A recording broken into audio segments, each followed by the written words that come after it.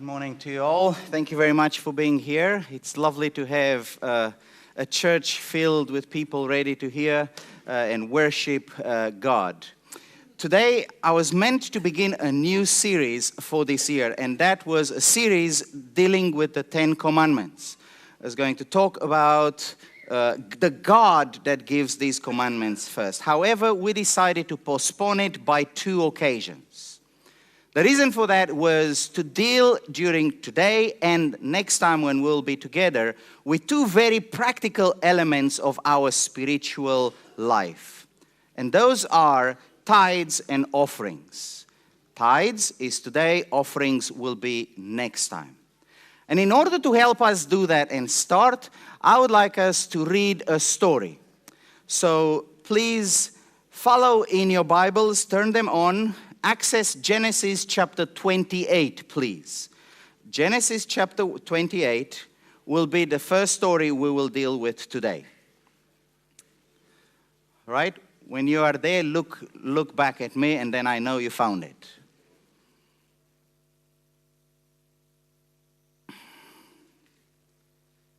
Genesis chapter 28 tells the story of Jacob. He's a kid who made some silly choices, and as a result of that, he had to leave home. And this story catches him mid-flight, as it were. So Genesis chapter 28, I'll begin from verse 10. Jacob left Beersheba and set out for Haran. When he reached a certain place, he stopped for the night because the sun had set. Taking one of the stones there, he put it under his head and lay down to sleep. Now he had a dream. A dream in which he saw a stairway resting on the earth with its top reaching to heaven. And the angels of God were ascending and descending on it. There above it stood the Lord, and he said, I am the Lord, the God of your father and the God of Isaac. I will give you and your descendants the land on which you are lying. Your descendants will be like the dust of the earth, and you will spread out to the west and to the east, to the north and to the south. All people on earth will be blessed through you and your offspring. Verse 15 of Genesis 28. I am with you and will watch over you wherever you go, and I will bring you back to this land. I will not leave you until I have done what I have promised you. When Jacob awoke from his sleep, he thought, surely the Lord is in this place. I was not even aware of it. He was afraid, and he said, how awesome is this place? This is none other than the house of God. This is the gate of heaven. Early the next morning, Jacob took the stone he had placed under his head, set it up as a pillar, and poured all oil on top of it. He called that place Bethel, though the city used to be called Luz. Then, verse 20, just like Elena read earlier on, then Jacob made a vow saying, if God will be with me and will watch over me on this journey I'm taking, and will give me food to eat and clothes to wear so that I return safely to my father's household, then the Lord will be my God, and this stone that I have set up as a pillar will be God's house. And of all that you give me, I will give you a tenth. You're familiar with the story, aren't you? Yes? You've read it before. You've dreamt about having a dream when you see angels coming and going. You prayed, perhaps, for a dream like that. I would like us to read this story and see, and the next Bible passages we'll read today, see if there are any principles we can draw from there to help us in our exploration of this topic, which is tithe. But before we go, I would like to leave one thing with you, and if you remember nothing from today, this is the thing I want you to remember, and I will come back to it time and again. And you will have to complete the sentence when I ask you. Tithe is not about the money, it's about God. I'm going to say it again, okay? Tithe is not about money, it is about God. Can you say it with me just to make sure you got it? Tithe is not about money, it is about, I will prove it to you, okay? Here we have God revealing himself as being a very caring God. He is the one that blesses Jacob, and he uses a number of areas of his life where he says, I will bless you. He says, I will bless you with many descendants. In those days, if you had a large family, it was good for business, and it was respectable in the society in which you lived. It was a sign that God loved you and blessed you. Then God says, I will protect you. Because God is the kind of God who doesn't only bless you with that which you need, but He also hovers over you and takes care of you. Our protection, our guidance through life is a guarantee from God. Then He says, I will give you land. Now, we've got to remember that was an agrarian society, which meant if you had land, you were able to provide for your family. So land meant a source of income. And then God says, I will give you goods. I'll give you bread and clothes even. I don't quite know why clothes were so important. When you have TK Maxx right next door.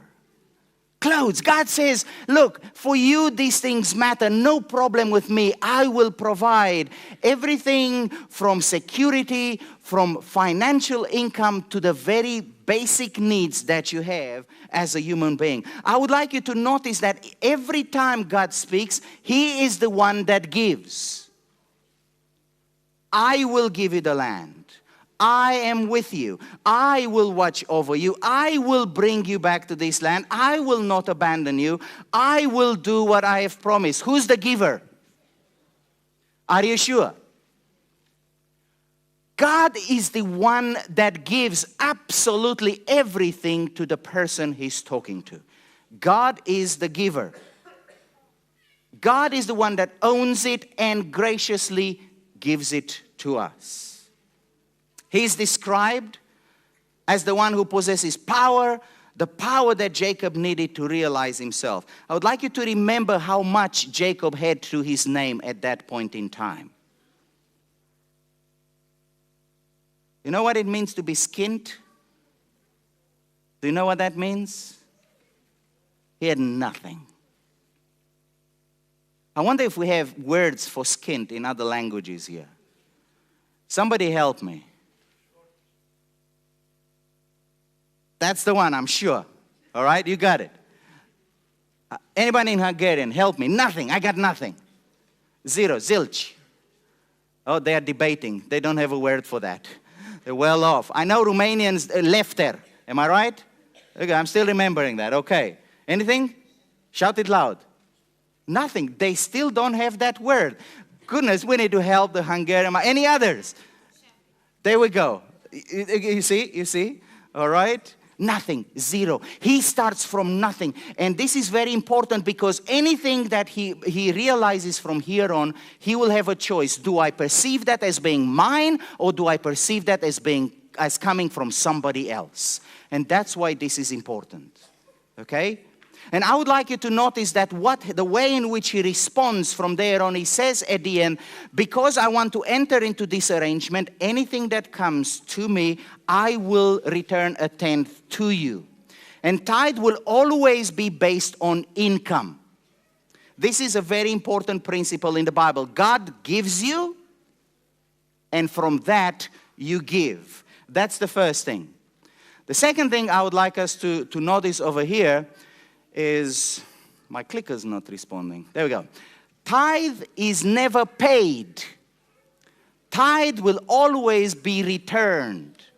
I hear people come to me and say, Pastor, where can I pay my tithe? Like, I don't know what you're talking about. All right? You cannot pay somebody if you don't have it to start off with. I give my kids allowance. And every now and again, I ask them to contribute to it, to one thing or another. It's like, Daddy, how can I pay you? I don't know, you don't pay. You just give back, son. All right?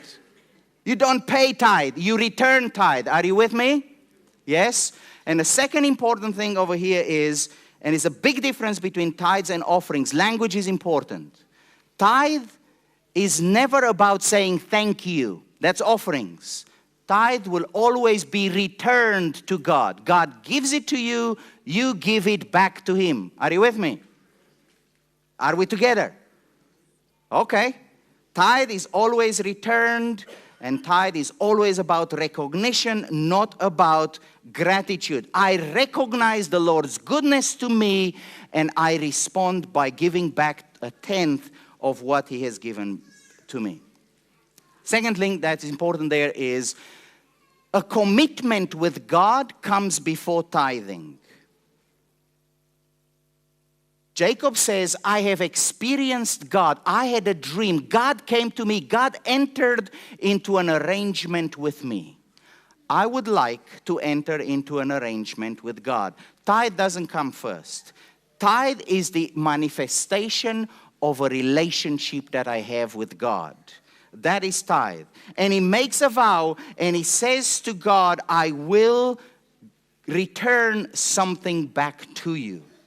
To me, tithing is like baptism. Is baptism about the water? Is baptism about the water? Is that what it is about? What is baptism about? It is an outward manifestation of an inward reality, isn't it? I gave my life to the Lord Jesus and I show it by being involved in a baptismal ceremony. Tithing is exactly the same. I give my life to God. I recognize Him as the giver, and the symptom, the manifestation of that commitment will be me tithing.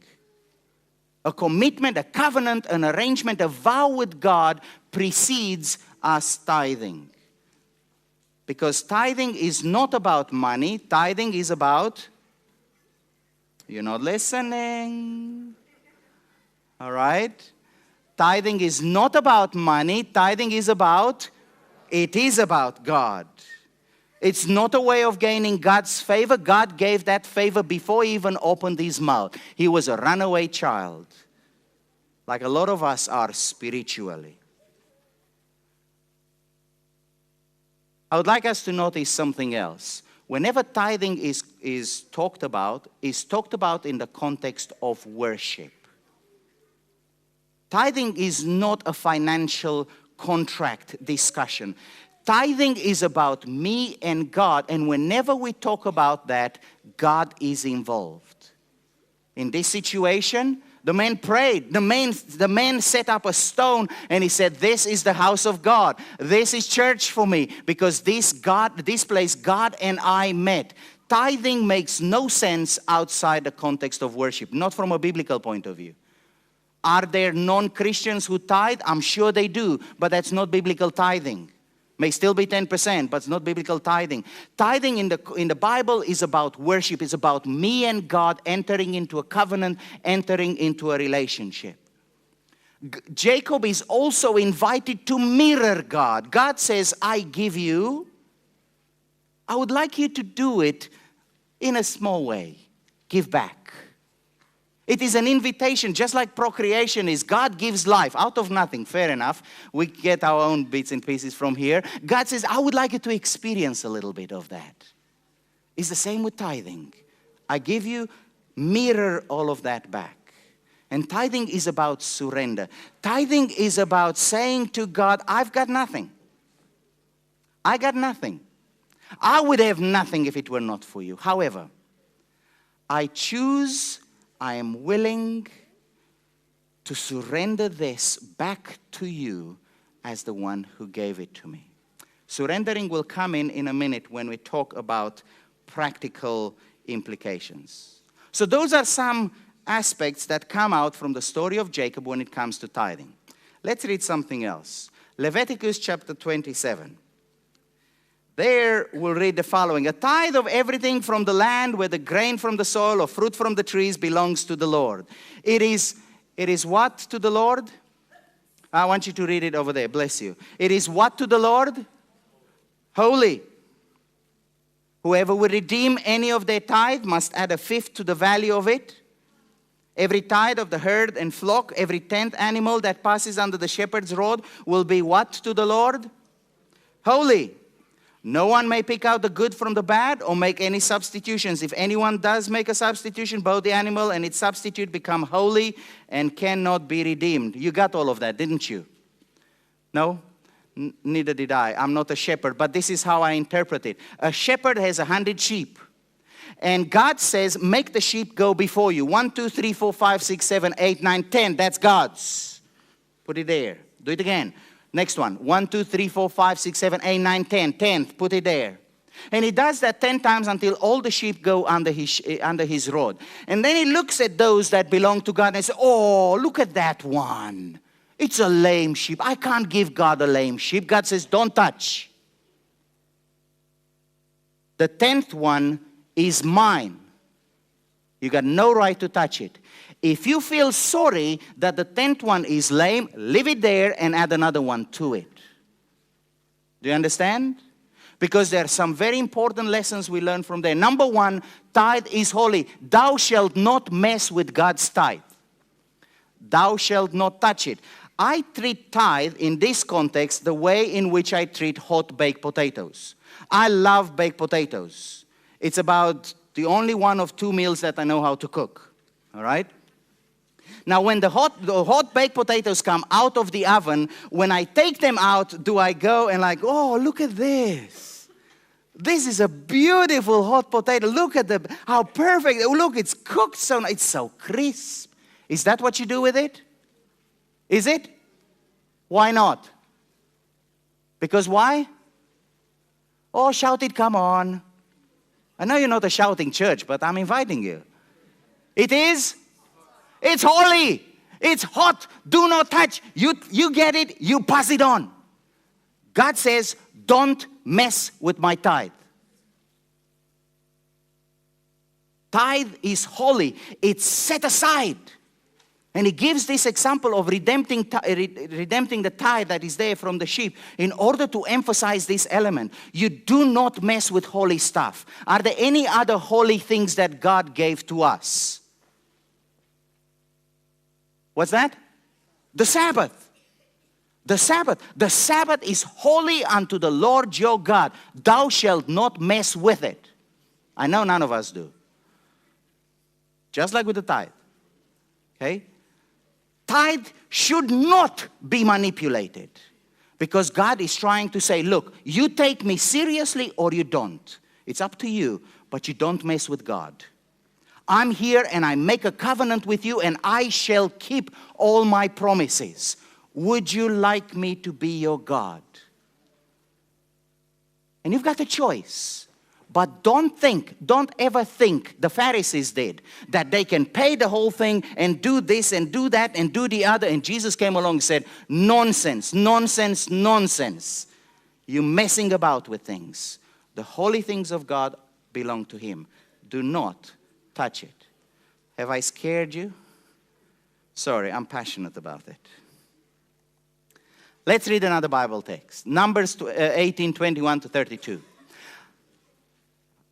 I give to the Levites all the tithes in Israel as their inheritance in return for the work they do while serving at the tent of meeting.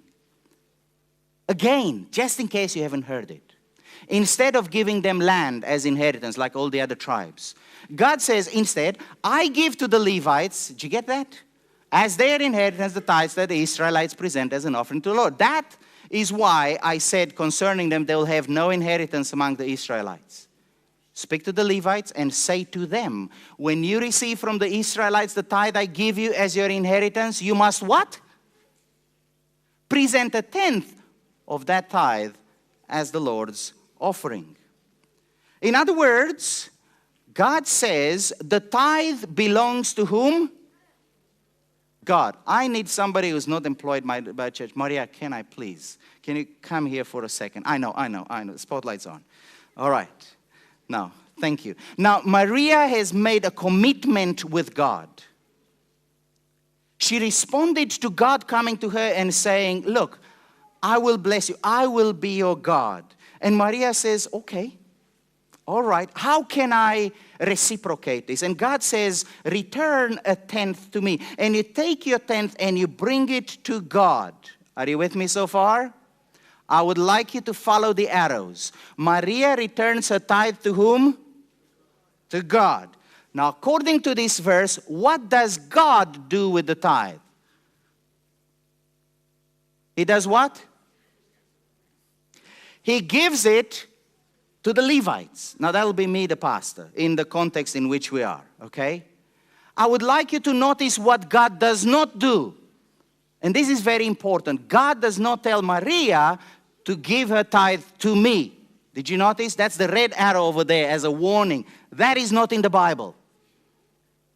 This is a relationship between Maria and God, and she's responding to God, not to me. And in return, God gives me the tithe, and I ought to enter into the same covenant with God. Did you see that in verse 26? I ought to respond by returning tithe. Because every one of us, no matter what our calling, what our position in life, every one of us is invited to enter into a covenant with God. Tithe is not about money. Tithe is about God. Thank you very much. Okay? I hear a lot of people that come and tell me I don't pay or I don't return my tithe. Why? I inquire. The pastor hasn't visited me in 20 years. Why should I return my tithe? Why should I pay my tithe?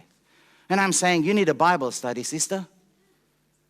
You need to read the scriptures and realize that that's not a contract between you and the vicar. That's a contract between you and God. In the same way in which I, as a minister, I am accountable to the same God who gives me that inheritance, as it were. Are you with me? Is it clear? It's got to be very clear, because otherwise we trip ourselves and we muck about with holy things. Now, I had notes, but I got carried away. Okay, tithe belongs to God, who in turn gives it to the Levites. We established that, yes? We both entered into that covenant with God. Tithe is never payment for services received. That's the illustration I gave with the pastor not performing according to my expectations. We treat it as a consumerist society. I don't get what I pay for, therefore I'm going to pay less, or I'm going to stop paying. Okay? It ain't payment. It's a return to recognize God for who He is. And you do not enter into a contract with the pastor or with the church administration. You enter into a covenant with God. And this is very important. I'll come back to accountability, okay? Because we can't just, run roughshod over here and do whatever we want either, okay? The levels of accountability. But this is important. Let's read another Bible text from the Old Testament. Deuteronomy chapter 12, verse 11. Where do you return your tithe? Then to the place the Lord your God will choose as a dwelling for His name. There you are to bring everything I command you. Your burnt offerings and sacrifice, your tithes and special gifts, and all the choice possessions you have vowed to the Lord. There are folk who are very creative with their tithe. It's a charity after all. They're doing good. I'm sure they do. But there are other money sources in the Bible that take care of doing good. And they're not called tithes, they're called offerings. Tithe goes to the Levites. And very often, in our context, in the context of a Seventh-day Adventist church, which is an organized denomination, it doesn't really matter what denomination you go to. Tithing will go there, okay? It doesn't fly all over the world and all over the show. It's there into the storehouse. Remember I said earlier on, tithe is about surrender. You hand it over and you let God hold everybody else accountable. There will be an internal accountability level. We'll come to that later. Okay, so tithes are brought to the sanctuary. It's about church. It's about God. It's not about me and it that is out there. You've heard this Bible text before, haven't you? Malachi chapter 3. It is a very well-known passage. The Lord, I, the Lord, do not change. So you, descendants of Jacob, that guy that we spoke about in Genesis 28, are not destroyed. Ever since the time of your forefathers, you have turned away from me, and you have not kept my decrees. He says, return to me and I will return to you. But you ask, what does that mean? And God says, well, will a man rob God? You rob me. You ask, how do we do it? In tithes and offerings. Actually, God's voice over there says, you are under a curse, the whole nation of you, because you're robbing me. Bring some of the tithe into the storehouse, that there may be food in my house. Feel free to correct me. Thank you. That's important. A tithe means 10%, not 9.5, not 6. Test me, God says in this. and see if I will not throw open the floodgates of heaven and pour out so much blessing that you will not have room enough for it. I would like us to learn a couple of things from here.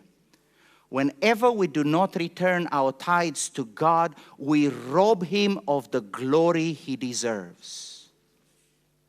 Because every single time I take the income from wherever it comes and I go, right, I have to give that to the government. Right, this is me.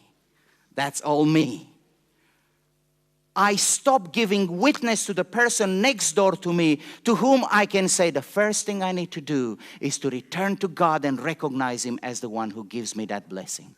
The moment I stop doing that, I rob God of the glory. I deprive myself of the opportunity of testifying to the goodness of God, because tithe is not about money, it's about, you will have to go home with this.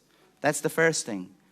Secondly, every single one of us make different choices at different times in life. In this text, God says, okay, whatever has gone in the past has gone in the past. Return to me, he says. Come back over here. Renew that covenant with me. He says, I am into you. Please be into me.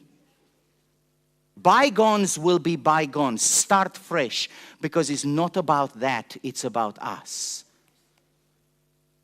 The responsibility for this will always be on the one that receives. And the tithe again belongs to the Lord. Now, these are there are other passages in the Old Testament, there are other discussions lengthier than this. But does it make sense? Are you with me so far? Yes? Okay. I would like us to briefly run to the New Testament. There is no specific command in the New Testament to tithe. Neither is there one to say, stop tithing. Okay? I'm sure you looked at the cartoon rather than what I said. So I'll read that again. They're there for a reason. All right? There is no specific command to tithe in the New Testament, but neither is there one against it. We have in Hebrews chapter 7, we have a discussion about Abraham and Melchizedek. Abraham returning tithe to Melchizedek. That's before the nation of Israel was formed. He still recognized the principle of saying, this is who God is to me, and I illustrate it by returning tithe to the holy man that was Melchizedek in those days. In Luke chapter 18, you have the Pharisees and the tax collector. The Pharisees, tithing was used by him to earn the mercy of God. I tithe so God can bless me. God can look favorably onto me. God is the one that initiates this relationship. It's not us. We don't go to God and we say, let me give you something. Will you be so kind to me? No, I wouldn't have it in the first place if God didn't give it to me. It starts with God. You never earn God's favor by returning your tithe. You merely acknowledge the grace of God that is there. Sorry, I want to go back. Matthew chapter 23 and Luke chapter 11 have their own illustration of Jesus says to the Pharisees, you're so faithful in the herbs and all of these things that you tithe from, but you leave justice and mercy out. And both of them, Jesus says, are important. That reflects an attitude of people who are very much about money and not about God, because you cannot accept God as the one who gives you graciously and be unjust to others, or not merciful to others. If you make tithe about money, we're going to end up with all sorts of aberrations. Tithe is about God, not about money. So there are Bible passages in the New Testament that talk about that. One is important to our circumstances, and that's 1 Corinthians chapter 9, verse 13, because we're transitioning from a society temple-centered and Levites and priests and one nation. We transition with the New Testament church, and now we are in today's world. Okay, but there's a principle in there, and that is Paul writes, don't you know that those who work in the temple get their food from the temple, and those who serve at the altar share in what is offered on the altar? In the same way, the Lord has commanded that those who preach the gospel should receive their living from the gospel. So that is why Janos and myself, we get our income from the tithe. It's not your tithe though. Whose tithe is it? Thank you. Whew. We don't have to repeat that bit. Okay? You're accountable to God for returning it to Him. He gives it to us. And we are obliged to live our life in such a way that all we do is share the gospel. That's our job. Actually, to make it clear to those of us pastors who may be tempted, it's in our contract that we cannot, legally, we signed it. We cannot hold another job. We cannot go and do business anywhere else. Our focus ought to be the work of God, because that's what the Bible says. It's there and it's serious. Right. We're ready to summarize? I know, you're ready for lunch. Tithe, according to the scriptures, tithe is, say it, holy. That means you do not touch. Okay? Tithe, not only that, is a call for us to handle holy things. God says, I am holy, come over here. Prove that you can handle God. Experience the goodness and the holiness of God. This is a very tangible way. Tithe is not about money, it's about a relationship, an arrangement, an agreement you make with God. I remember one of the first covenants I made with God in relation to tithe. I remember my parents taught me to do it as a child, and I did it because my parents taught me and they insisted, okay, that I'll do it. I did it. But then I became a student in a faraway country, and I was a really poor student. You know those words, skint, all right, that applied. And I remember reading Genesis chapter 28, and I said, if this skint guy can enter into that sort of a relationship with God, why can't I? Especially since I had nothing to my name. And I remember praying to God, and I said, God, I've done this all along, but I didn't quite do it intentionally. I did it because I had to. Can you and I please, can this Bible promise, can Jacob's experience be mine? And I promise you, I really promise you, if you do what you have said to Jacob for me, I will never, ever stop recognizing you as my God. I know it's easy to do that when you got nothing. Or is it? Or is it? For me, it was a matter of trust. Do I trust? It was a zero ground. Do I trust God to do that? Can I commit myself in advance to God? And I've never, ever looked back. That's me. I hope that that experience is duplicated with others. Tithe is a covenant. Tithe is only used for ministry. And please remember the sheep.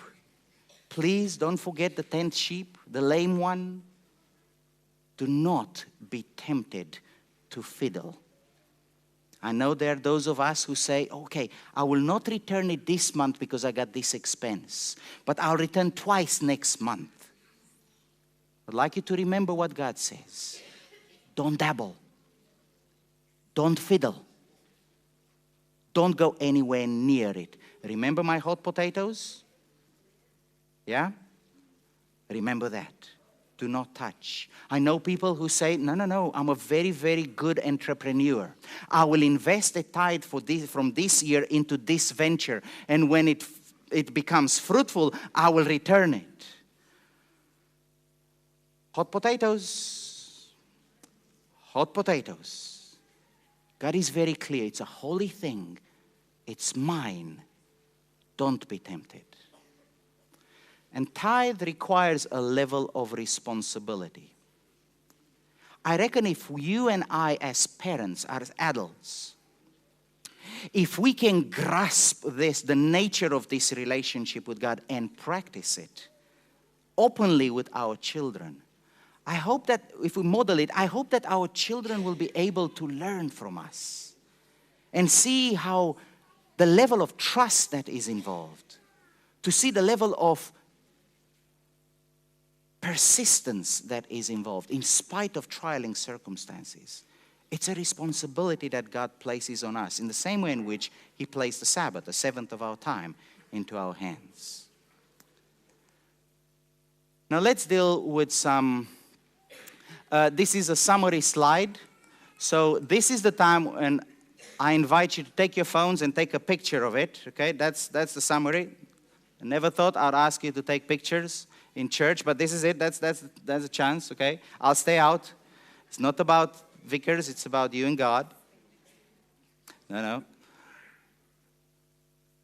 All right? That's okay.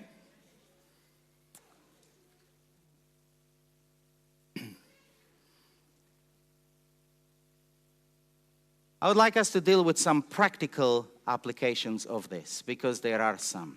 How do you practically return tithe in a Seventh-day Adventist church? Please pay attention to this because it's very important. If you return your tithe as loose money in the offering basket, it will not be treated as tithe. It will be treated as offering. Offerings are for the running of the church. Tithe is for ministry. So when you return your tithe, please make use of the free envelopes that we have in the entranceway. If you put it loosely in there, it will not be used as God has intended for it to be used. Are we clear on that? Yes? Tithe envelopes for tithe, loose money, as it were, for offering. Do not mix the two. The tithe envelope allows you to also put offerings in there, and feel free to do that. Then the tithe envelope has another element, and that is gift aid. This is a government scheme over here in United Kingdom whereby if you pay tax, in other words, if you're employed or pensioner and you pay tax, for every pound you give, the government adds to it another 25p. Okay? For every 100 pounds that you give to any charity, not only to the church, tithes and offerings go here too. For every 100 pounds you give, the government adds another 25% to it. So the benefit of using the gift aid element is that the church organization receives an additional income to what you already give, which comes from the government. It is the government's way of encouraging charities to do their work. They don't pay charities directly, but they do it through the donors that are out there. Are we clear on that? You have any more questions about gift aid? Please, Judith, I'll need to put your hand up, please. See Judith. She has all the answers and forms and all of that. So that's the gift aid element. Then your name over there. Tithe here in this church is handled by one person generally, and that's the conference treasurer. Anybody knows who the conference treasurer is here in this church? You put your hand up if you do. All right, lovely. I'm impressed. I am thoroughly impressed. We have one lady who handles all the envelopes. We have a team of 3 people, Judith, Elena, and Nicole, who handles our envelopes. The 3 of them have access to this information, but Nicole handles that. All churches tend to keep the people who work in this treasury department very stable for as long as they shall live. Okay? Because this information is confidential and it needs to remain confidential. And it will not be given to anybody else that is out there. Okay? We try to protect people's private, because I know there are some folk who say, I don't want the right hand to know what the left hand is doing. I don't want somebody else to know how much I earn by taking the 10%, multiplying it by 10. Oh, really? I didn't know that. Okay? That information is not public. It stays within a very, very, very small, and Nicole handles that. And we have envelopes for children. Also there from the entranceway, feel free to take it. Teach our children how to return their tithe. And remember, it's not about the money, it's about thank you. Another practical element that we need to deal with. The church manual, which is the internal way in which the Seventh-day Adventist Church operates. Okay? It's an agreement between all members of the Seventh-day Adventist Church. The church manual indicates that tithe is to be returned in the local church. Okay? Local meaning where you worship. Okay? I'll deal with a connected item, and that is membership. The two different things. You attend here, but you were baptized in another church and your membership is somewhere else. The church manual also says after 6 months, transfer your membership over here. I'm not going to ask how many of you and your memberships are somewhere else for longer than 6 months. Oh, I can see you blushing. That's all right. I know. You may be tempted to think that you return your tithe to where your membership is. That's not what the manual says here, where you worship, in your local church. This is a very important thing, and I know that we practice it in different ways. I tell you what I know of because I was born in Romania, so it's a poorer country than the United Kingdom is. So the temptation is for those of us who earn here to return our tithe back into a poorer country and say, because there is going to go a much further way. The challenge with that is multifold. Number one, there is a system in place. If everybody returns their tithe faithfully where you are, in the economy where you earn, then the conference returns its tithe and it makes its way all the way up to the General Conference, which is the body that oversees our international workings. And the General Conference uses that tithe to in turn make appropriations throughout the world. And they make appropriations. It's not everybody gets the same slice of the apple. Everybody gets according to their needs. Now, if you and I short circuit all of that, then nobody is able to assess how real those needs are over there or over here. So please do not short-circuit the system. There is a reason for which it is in place, and it's logical. Okay? The second implication for returning our tithe somewhere else is the people on that side, wherever that side may be, now they don't get the appropriations which they need because the conference says, oh, they've got enough money. Okay? They, the locals, will go, I don't need to return tithe. We're okay. We're handling, the work of God just fine. So it's detrimental for the individuals and their relationships with God on that side. Thirdly, if we do not return our tithe in this country and we return it somewhere else, that means there will be less money for you sitting here with your children to have more of us. So that is why in a church of 700 members, there are 2 full-time employed people. We need to look after 700 members. We need to look after 200 children in children's Sabbath school, 140 pathfinders, 150 to 200 young people, the school, our relationship with the college, the running of the 3 church services. Evangelically, what on earth is that? Jesus himself couldn't handle it. I'm sorry. And that is because we short-circuit the system. And the people that are losing the most are us and our community. When God came to Jacob and he said, I will give you descendants, I want to translate that into my context, and I would like to imagine that to be that God will bring people in, but we stunted. We can't function here. We're giving every waking hour that we have. We can't cope. And that's because everybody does as they see fit in their own eyes. And we end up with a messed up system. So please, this is very practical and local over here. Church manual says, return your tithe where you worship. Membership is not linked to that. Somebody does not even have to be a baptized member of the Adventist church to return tithe. If they have a relationship with God, because tithe is not about money, it's about the relationship, and they want to recognize God as the giver, return your tithe. Will not look. There's another practical situation. How do we return tithe? What do we return tithe from? Gross, net, or disposable income? For those of us who are not business majors, that means if your income is £1,000, do you return from tithe from £1,000?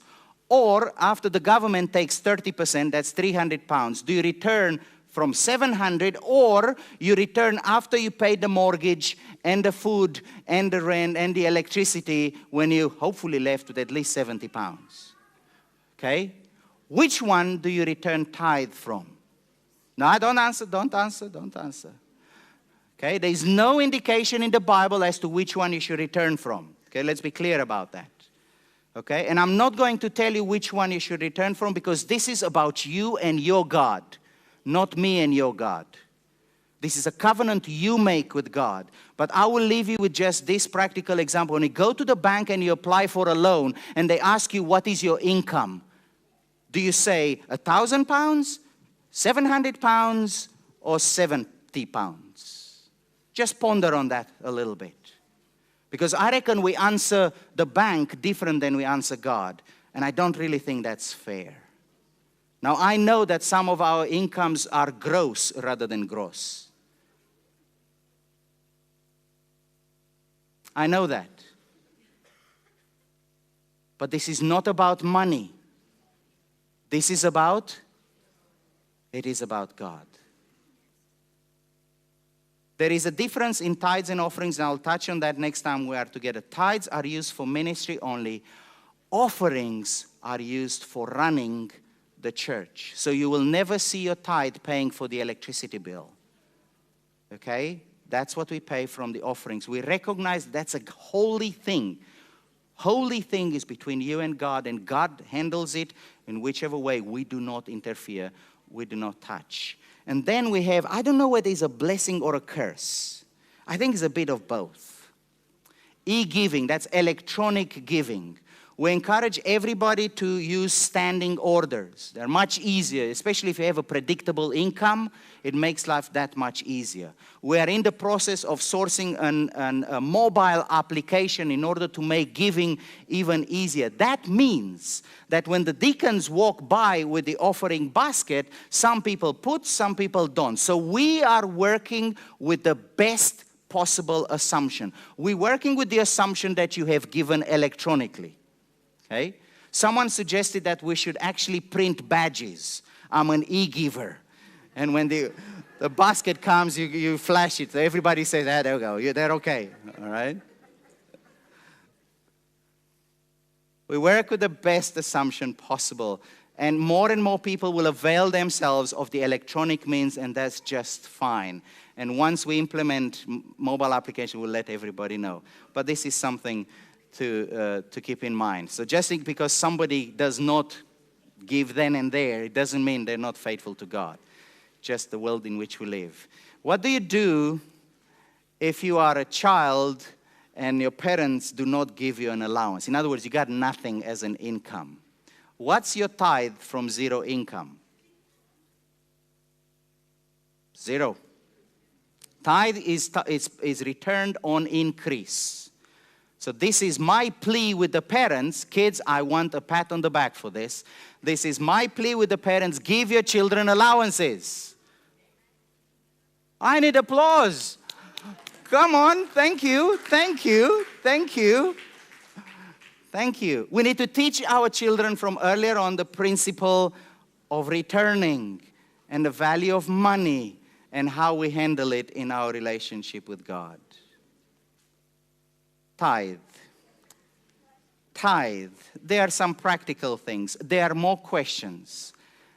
And I would want to answer as many as I can. So I'm going to be there in the entranceway after the service, okay? I don't want to disturb worship setup by having questions from the floor, but I got no problem answering. Any questions that you have, please throw them at us. We'll answer the best of our ability. We did not cover everything. The Bible talks about a second tithe and a third tithe, and you all run away from church already. Okay? There's context, there's explanation for all of that, and we'll address it some other time. But what I would like you to walk away from this with, God is a God who seeks relationship. Truly. Truly, He's a God who comes seeking no matter where you are, no matter who you are or what you've done or haven't. And He uses every means possible in order to engage with us. Today we talked about money as a means of engaging with God. tithing is not about money. Tithing is about God. I pray, if you have not considered this arrangement with God, I really pray that you will give it a serious thought. If you have, I pray that you will be strengthened in your commitment with God. And I do hope and pray that we will hear your stories of how you experienced what Malachi said, God opening the floodgates, and you going like, what? I pray that will be your experience, but not from a material point of view, as much as from a spiritual one. Amen.